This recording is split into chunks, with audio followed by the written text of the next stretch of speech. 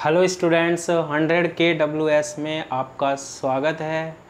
आज की क्लास में हम कंटिन्यू करने वाले हैं इलेक्ट्रॉनिक्स का वही चैप्टर जो हम पिछली क्लास में पढ़ रहे थे। तो पहले की क्लास में हमने इलेक्ट्रॉनिक्स में डिस्कस कर लिया था बेसिक कॉन्सेप्ट्स, कुछ थ्योरम्स ही पढ़ी थी हमने, KVL KCL और ये सारी चीज़ें हमने डिस्कस करी थी, है ना। अब हम और कॉन्सेप्ट देखने वाले हैं इसके। तो पहले वाली जो वीडियो नहीं देखी है ना, उसको देखना है जाके, है ना, जिससे सारे कॉन्सेप्ट क्लियर हो। तो आज की क्लास में हम पढ़ने वाले हैं सबसे पहले कॉम्बिनेशन ऑफ रजिस्टर। सर ये तो सुना सुना लग रहा है। अरे बिल्कुल वही चीज़ें पुरानी वाली थोड़ी थोड़ी काम आ रही है। प्रतिरोधों का संयोजन, किसको जोड़ना है भाई साहब, किसका कॉम्बिनेशन कराना है आज की क्लास में? रजिस्टर्स का, प्रतिरोधों का। बिल्कुल। अरे ये देखो, ये जो चीज़ होती है ना, वो क्या होती है? रजिस्टर होता है, प्रतिरोध होता है ये। अब ऐसे बहुत सारे रजिस्टर होने वाले हैं, उनको कंबाइंड करेंगे हम, यहाँ पर संयोजित करेंगे, उसे ही हम बोलते हैं क्या? Combination of register. सर पका रहे हो आप, जल्दी जल्दी बताओ। देखो सबसे पहले हम पढ़ते हैं श्रेणी क्रम संयोजन, यानी series combination. Series combination what is this, क्या होता है ये? देखो, एक रजिस्टर या प्रतिरोध ये है, इसकी वैल्यू कितनी है? R1। सर कहाँ काम आएगा? विदेशों में आएगा? नहीं नहीं, इसी यूनिट में काम में आने वाला है ये ना। एक रजिस्टर या प्रतिरोध R1 हो गया, दूसरा रजिस्टर या प्रतिरोध R2 हो गया, और तीसरा रजिस्टर या प्रतिरोध कितना हो गया? R3 हो गया। अब ये देखो, रेजिस्टेंस में ये फर्स्ट हो गया, तो ये बाद वाला सेकेंड हो गया, इसका ये फर्स्ट हो गया, इसका ये सेकेंड टर्मिनल हो गया, ये फर्स्ट हो गया, ये सेकेंड हो गया। 1 बाय 1 रख दिए मैंने। अब इसका सेकेंड इसके फर्स्ट से जोड़ दो, इसका सेकेंड इसके फर्स्ट से जोड़ दो, तो जब ये कनेक्ट हो जाते हैं ना, तो इसे बोलते हैं हम सीरीज कॉम्बिनेशन बोलते हैं। बहुत पढ़ा हमने, सीरीज कॉम्बिनेशन बोलते हैं, श्रेणी क्रम संयोजन बोलते हैं भाई, सब खतरनाक वाली चीज़। अब इसमें क्या होता है कि अगर हम इसे किससे जोड़ दें, बैटरी से जोड़ दें या सेल से जोड़ दें, मैंने देखो ना यहाँ पर जो कॉम्बिनेशन किया है ना, संयोजन किया है, वो 3 रजिस्टर का किया है, 3 प्रतिरोध का किया है, और उनकी जो वैल्यूज़ है वो भी मैंने मानी है R1 R2 R3। और ये हमारा क्या है? सेल है। सेल, ये बड़ा वाला भाई होता है प्लस और छोटा वाला होता है माइनस, ये ध्यान रखना है। और इसकी जो वैल्यू है ना हमारे पास, वो कितनी है? V है। अब क्या होगा? ये सेल जो है ना, ये सेल जो है ना, यहाँ से करंट निकालेगा। सपोज करो कितनी करंट निकल के आ रही है? I। कितनी धारा आ रही है? I। जब हमारे पास सीरीज कॉम्बिनेशन होता है, श्रेणी क्रम संयोजन होता है ना, तो करंट हमारे पास सेम फ्लो होती है। कितनी करंट जा रही है? I ही जा रही है। कितनी करंट फ्लो हो रही है? I हो रही है। सीरीज में ये बात ध्यान रखनी है, सेम क्या करंट रहती है, धारा क्या रहती है? सेम रहती है, समान रहती है। आपसे पूछा जाए सर R1 में कितनी करंट या धारा? I R2 में I, क्या I करंट? I हमेशा तीनों में करंट की वैल्यू क्या रहती है? सेम। लेकिन जो वोल्टेज होता है ना हमारे पास, वोल्टेज डिफरेंस यानी कि विभवांतर, ये डिवाइड हो जाता है, बढ़ जाता है। यहाँ से ये कुछ, यहाँ पर जैसे 10 वोल्ट है, यहाँ आ गया V1, यहाँ कुछ आ जाता है इस रजिस्टर या प्रतिरोध के लिए V2, और यहाँ क्या होता है? V3। जैसे 10 वोल्ट है, 2 वोल्ट यहाँ पहुँचा, 3 वोल्ट यहाँ पहुँचा, 5 वोल्ट यहाँ पर पहुँचा, लेकिन तीनों में करंट या धारा क्या रहती है? सेम रहती है। लेकिन जो वोल्टेज होती है ना, वोल्टा होती है, वो हमारे पास क्या रहती है? डिफरेंट रहती है। डिफरेंट रहती है, अलग अलग रहती है। पहले वाले रेजिस्टेंस में कुछ अलग, सेकेंड वाले रजिस्टर या प्रतिरोध में कुछ अलग, और थर्ड में कुछ अलग होती है। श्रेणी क्रम संयोजन सीरीज कॉम्बिनेशन क्या होता है, जिसमें करंट की वैल्यू सेम रहती है, वोल्टेज अलग अलग रजिस्टर या प्रतिरोधों के लिए अलग अलग रहती है। इसमें हमारे पास जब हम इन तीनों को कंबाइंड करके लिखते हैं तो टोटल इन तीनों का एक बनाते हैं, तो R इक्वल्स टू होता है R1 plus R2 plus R3। Clear है? मैंने बोला आपसे तीन को कंबाइन कर दो, जोड़ दो, तो तीन को जब एक बनाएंगे ना तो तीनों को कैसे करना है, R1 plus R2 plus R3, तीनों को जैसे ही जोड़ देते हैं तो एक बन जाता है कितना, R बन जाता है। ये कौन सा कॉम्बिनेशन कहलाता है, कौन सा संयोजन कहलाता है, श्रेणी क्रम संयोजन कहलाता है। क्लियर है ये वाली बात? अरे बिल्कुल क्लियर है। क्लियर भी दो टाइप्स के होते हैं, कौन सा वाला क्लियर है ये आपको पता होगा, है ना। सेकेंड जो हम कॉम्बिनेशन पढ़ रहे हैं, संयोजन पढ़ रहे हैं, वो कौन सा आता है हमारे पास, समांतर क्रम संयोजन। सेकेंड कौन सा आता है, समांतर क्रम संयोजन, यानी पैरेलल कॉम्बिनेशन। सर ये क्या लिखा है, ये इंग्लिश लिखी है। कौन सी कॉम्बिनेशन की, पैरेलल कॉम्बिनेशन। पैरेलल कॉम्बिनेशन या समांतर क्रम का हम फॉर्मूला बता देते हैं। ये हमारे पास एक रेजिस्टर या प्रतिरोध है, इसी के पैरेलल में समांतर में ये रेजिस्टर या प्रतिरोध है, इसी के पैरेलल में समांतर में ये रेजिस्टर या प्रतिरोध है। तीन लिए मैंने, थ्री, कितने ही लो भाई साहब, घर की बात है। तीन रेजिस्टर या तीन प्रतिरोध, 1 2 3 पैरेलल में रख दिए। ये फर्स्ट हो गया इसका, ये सेकेंड हो गया। जब फर्स्ट को एक साथ कनेक्ट कर देते हैं, जब सेकेंड को एक साथ कनेक्ट कर देते हैं, तो ये बन जाता है हमारा पैरेलल कॉम्बिनेशन में समांतर क्रम संयोजन बन जाता है। क्या बन जाता है, पैरेलल कॉम्बिनेशन यानी समांतर क्रम संयोजन बन जाता है। इसकी वैल्यू R1, इसकी वैल्यू R2, इसकी वैल्यू R3 हो गया। अब इसको हमने किससे कनेक्ट कर दिया, वही सेल से जोड़ दिया, जिसकी वैल्यू कितनी है हमारे पास, V है। कितनी वैल्यू है, V है। ये सेल से क्या निकल के आएगी, करंट निकल के आएगी। सपोज करो कितनी करंट या धारा I आई, यहाँ कुछ गई, सपोज करो कितनी गई I1, इधर गई, सपोज करो कितनी गई I2, और इधर गई I3। ये क्या हुआ भाई, यहाँ पर करंट या धारा के कुछ इधर चली जाती है, कुछ इधर, कुछ इधर। यानी जब हम पैरेलल में समांतर क्रम में जोड़ते हैं ना, तो करंट क्या नहीं रहती है, करंट क्या रहती है, डिफरेंट रहती है। करंट डिफरेंट, अलग अलग। धारा क्या रहेगी, इस रेजिस्टर में अलग करंट धारा, इस प्रतिरोध में अलग करंट या धारा, इसमें अलग करंट। यानी पैरेलल कॉम्बिनेशन में, समांतर क्रम संयोजन में धारा की वैल्यू, करंट की वैल्यू अलग अलग होती है। लेकिन देखो ये पहले वाले टर्मिनल प्लस से जुड़े होते हैं, दूसरे वाले टर्मिनल माइनस से। जैसे ये 10 वोल्ट है तो बताओ R1 पर कितना वोल्ट आ रहा है, 10 वोल्ट, R2 पर भी 10 वोल्ट, R3 पर भी 10 वोल्ट। यानी जो हमारे पास वोल्टेज होती है, वोल्टता होती है, वो सारे रेजिस्टर या प्रतिरोध के लिए सेम होती है।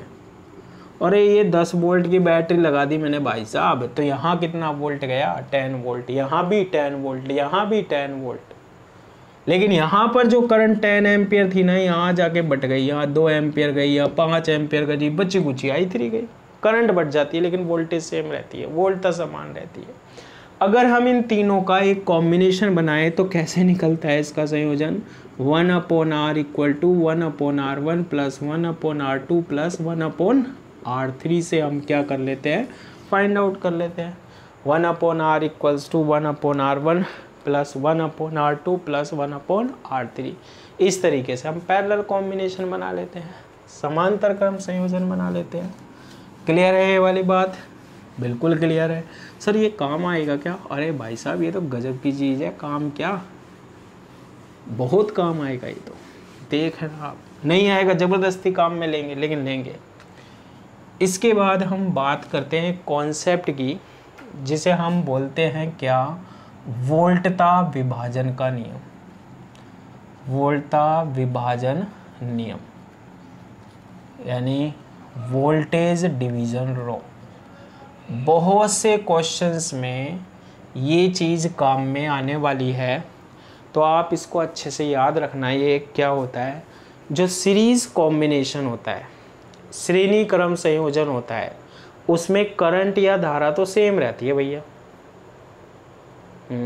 करंट या धारा तो क्या रहती है, सेम रहती है, लेकिन जो वोल्टेज होती है ना, वोल्टता होती है, वो डिफरेंट होती है, अलग अलग होती है। V1 V2 V3 अभी दिखाया था ना मैंने सर, बिल्कुल दिखाया था। तो हमेशा जो वोल्टेज डिवीज़न रूल लगेगा ना, वहाँ लगेगा जब वोल्टेज डिफरेंट होती है, वोल्टता अलग अलग होती है। इसके लिए मैं देखो बताता हूँ कि ये एक रेजिस्टर या प्रतिरोध है हमारे पास, कितना R1। ये दूसरा रेजिस्टर या प्रतिरोध है हमारे पास R2। यहाँ से हमारे पास क्या लगा हुआ है, ये V लगा हुआ है, सेल लगा हुआ है। ये क्लियर है। ये जो है ये पॉजिटिव है, ये क्या है हमारे पास, नेगेटिव है। यहाँ से करंट निकल के जा रही है, कितनी करंट आएगी, I। अब ये देखो यहाँ भी आई जाएगी, यहाँ भी आई जाएगी, यहाँ भी आई जाएगी, और यहाँ आई ही फ्लो करती रहेगी, क्योंकि ये सीरीज़ कॉम्बिनेशन है। सीरीज़ कॉम्बिनेशन में श्रेणी क्रम में धारा समान होती है सर, अलग अलग क्या रहती है, वोल्टेज, वोल्टता। जैसे ये V वोल्टेज है, V वोल्टता है, तो जैसे 10 वोल्ट है, जैसे यहाँ आ गई 7 वोल्ट यानी V1 यहाँ आ गई, तो 3 वोल्ट इसमें गई, अलग अलग आती है वोल्टेज या वोल्टता। हाँ सर, आप बताना क्या चाह रहे हो, मैं बताना चाह रहा हूँ कि करंट तो इसमें सेम हो गई, धारा तो समान हो गई, लेकिन इनके लिए वोल्टेज या वोल्टता अलग अलग होती है। एक के लिए होती है V1 और दूसरे के लिए होती है V2। तो कितनी आती है ये भाई साहब, ये बताना चाह रहे हैं हम। कैसे निकालते हैं सर, अगर आपसे कहा जाए बताओ R1 के लिए वोल्टेज या वोल्टता क्या होती है, तो इसका निकालने का तरीका क्या होता है, टोटल वोल्टेज, कितनी वोल्टेज है, कुल वोल्टता V।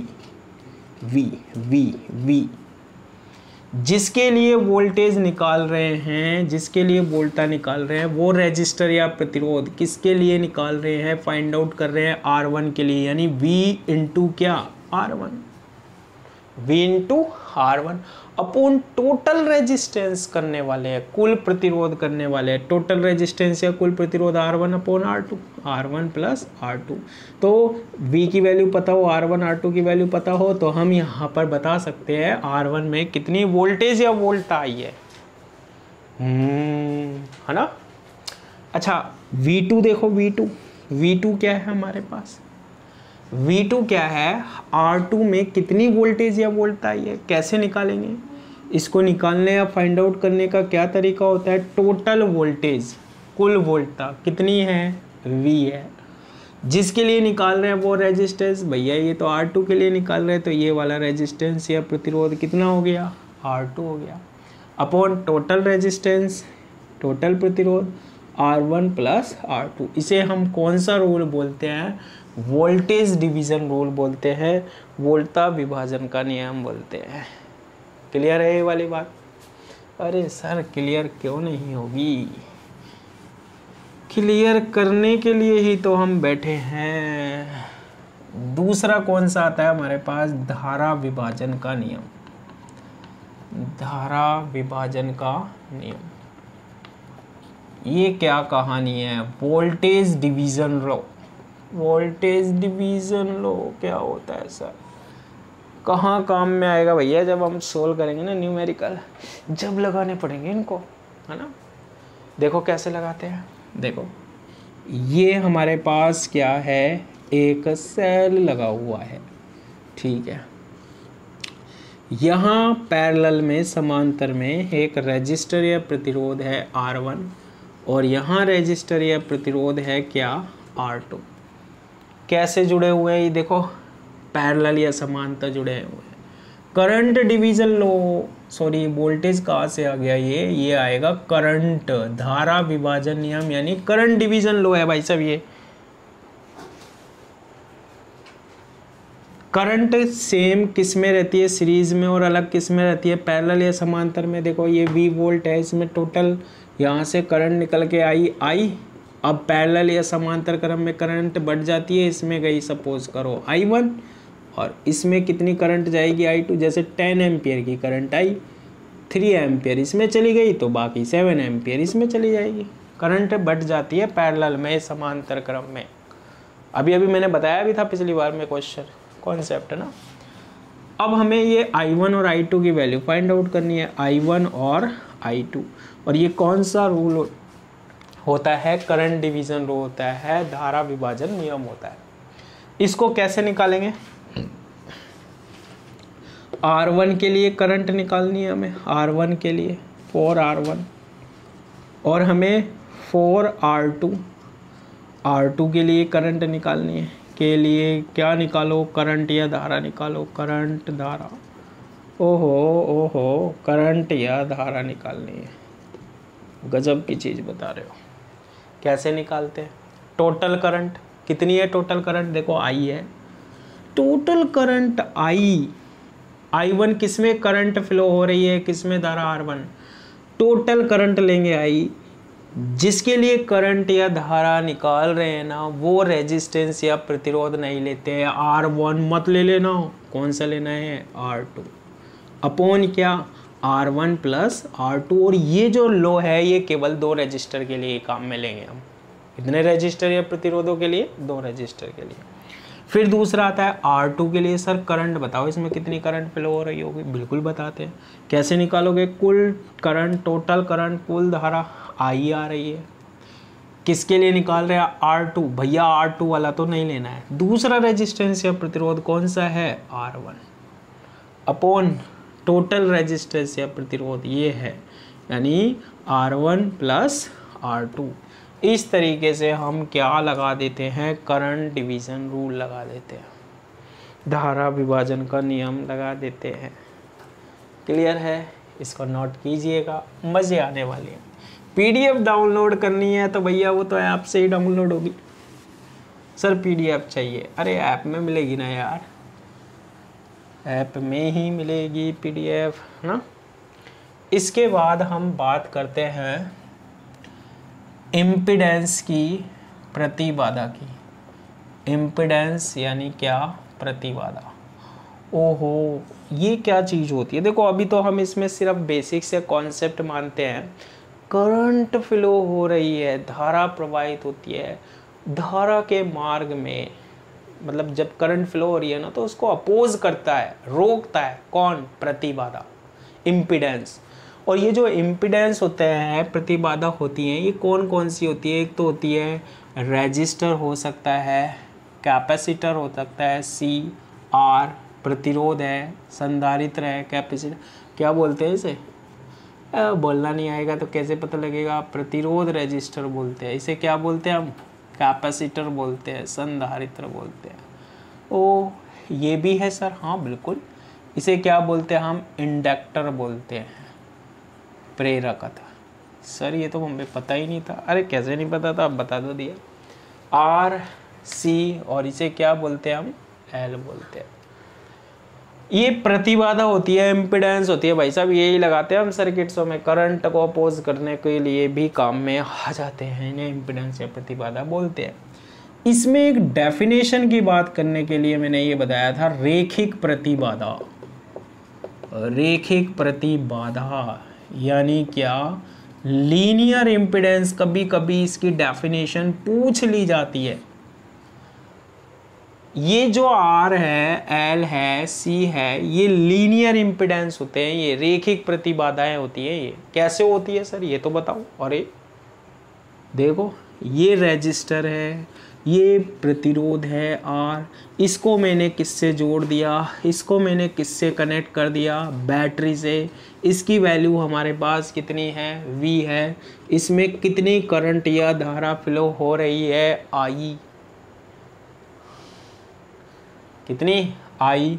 हम V और I के बीच में क्या खींचते हैं? ग्राफ खींचते हैं। किसके बीच में? V और I के बीच में ग्राफ खींचते हैं। और जब V और I के बीच में जो ग्राफ होता है ना, वो अगर हमारे पास स्ट्रेट लाइन आ जाए, सरल रेखा आ जाए ना, तो उसे बोलते हैं रेखिक प्रतिबाधा। यानी कि इन तीनों के लिए अगर V और I में हम ग्राफ खींचे ना, तो वो स्ट्रेट लाइन मिलने वाली है हमारे पास। यानी सरल रेखा मिलेगी। जब भी आप v और i में इनके लिए ग्राफ खींचोगे तो वो स्ट्रेट लाइन मिलने वाली है, सरल रेखा मिलने वाली है। ऐसी प्रतिबाधा को जिनके लिए, ऐसे इम्पीडेंस को जिनके लिए v और i में ग्राफ क्या आ जाए, स्ट्रेट लाइन आ जाए, सरल रेखा आ जाए, तो उसे हम बोलते हैं लीनियर इम्पीडेंस बोलते हैं, रैखिक प्रतिबाधा बोलते हैं। तो इस बात को आपको अच्छे से ध्यान रखना है।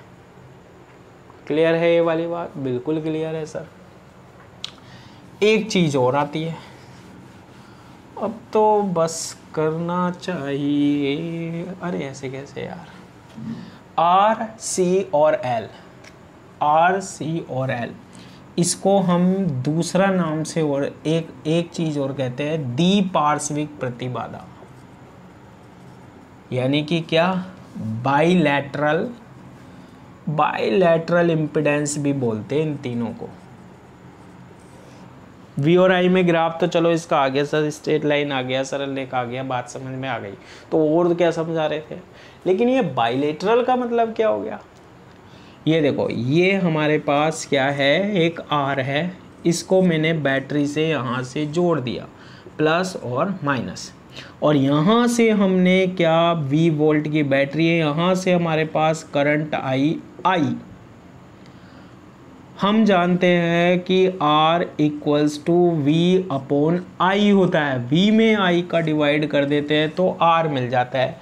लेकिन देखो करंट की डायरेक्शन अभी ऐसे है, यानी क्लॉकवाइज डायरेक्शन में करंट फ्लो हो रही है, घड़ी की दिशा में प्रवाहित हो रही है करंट। यदि हम इसमें क्या करता हूँ मैं, यदि माइनस प्लस कर दिया हमने, यानी कि बैटरी की डायरेक्शन चेंज कर दी, यानी करंट की डायरेक्शन चेंज हो गई। ऐसा करने पर R पर कोई इफेक्ट ना पड़े, चाहे करंट U फ्लो हो जाए, चाहे करंट U फ्लो हो जाए, R पर कोई इफेक्ट नहीं पड़ना चाहिए। प्रतिबाधा या इम्पीडेंस पर कोई इफेक्ट नहीं पड़ना चाहिए, R की वैल्यू वो ही रहेगी जो है।